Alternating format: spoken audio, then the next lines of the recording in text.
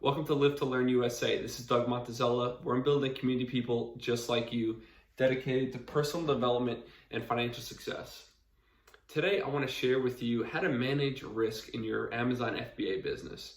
And really conceptually, this concept applies to any business because at the end of the day, business owners are in the risk mitigation business. The people who can manage the risks that face their business the best are going to separate themselves from competition and they're going to flourish. Simple as that. So I'm going to kind of touch on each of these specific risks that kind of every Amazon FBA seller has. I'm going to do a light touch, and I could easily go into a full video on each of these on how to be successful. So I want to have a seed list here to get you thinking in this mindset of what are the risks associated with my business, so you can kind of see my methodology on how I mitigate that to help my company have the best possible chance of succeeding. So first one, I won't make any money. If you sell a product on Amazon and don't make money, it's your fault. Simple as that, because you can manage this risk by being ultra conservative in your profit margins. That's the most critical way to manage that risk. So you can do that by, one example is just assuming your product sits in Amazon's warehouse for a full year in your product economics, and therefore your storage fees will be higher. And guess what? If it sells in 3 months, your profit margin is even higher. But if you do ride that storm out 8 to 10 months, you know your product still stands on its own 2 feet and has a good profit margin at that longer time in the warehouse. Next one is I'll never get my product on page 1. That's how you make money on Amazon, getting your product on page 1 and 2. So this is really, to manage that risk, you need to do product research appropriately.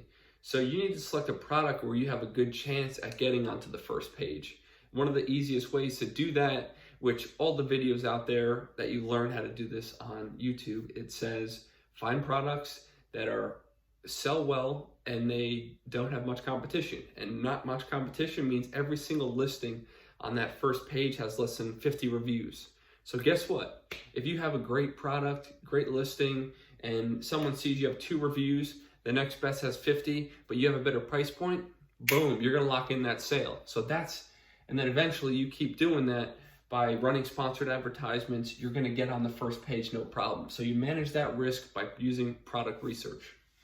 Next one, manufacturers will rip me off. That's a fear. You're dealing with somebody in China or around the world. You don't know, you're gonna cut them a massive check for $5,000 and you're gonna hope for the best.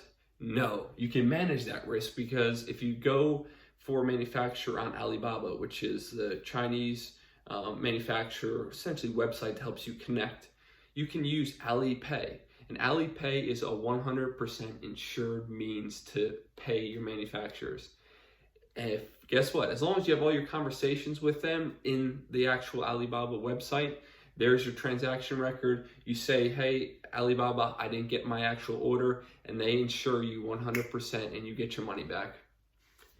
Therefore, that risk is completely mitigated. It's gone. Next one is people won't click on my listing. So what do? You can manage that risk by making sure you have a top-notch listing, right? You can either pay somebody to do it who has experience. You could just do a ton of research. You can make sure that you get plenty of professionally done quality photos for your listing, because that's at the end of the day what people see. They need to see a sharp listing. You could differentiate yourself from the competition by maybe having a little bit more eye-catching image, and boom, you're gonna mitigate that risk by having an advantage listing over the competition. And lastly, they already have my product. Well, guess what? Is there multiple shoe companies that sell shoes? Yes. So this is just something in everyday business, but how do you win? How do you manage this risk? One, you run your economics so well that your price point's way better than the competition. You differentiate yourself where there's a little bit different feature on your product. Maybe you looked at the negative reviews of the people who are the best in that market selling that product, and you see, oh, people keep saying this. I'm going to incorporate that negative feedback into my final product, and then that's going to be my product's competitive advantage, and people are going to choose my product over someone else's. So And a lot of this private labeling, Amazon FBA, you deal with this a lot. And I just demystified it by using that example. There's plenty of people who sell shirts. I can get in that game. Just in generally speaking, don't be intimidated because that product's already out there and you're going to private label it in your own brand. You can still beat the competition by managing that risk like we just talked about. So hopefully you go through this whole exercise of thinking, what are the primary showstoppers, the risks that are going to stop me from being successful in my business? And you can, like this, have an action plan for each and every one of them to make sure that you reduce your risk to the lowest possible extent and give your company the best chance to succeed possible. So love to hear if you're trying an Amazon FBA out or you're applying this to any of your business. Feel free to comment any thoughts, questions, or risks that you might need help with. More than happy to talk it through with you. Thanks for tuning in. This is Doug Montezella. Thanks for watching Live to Learn. Take care.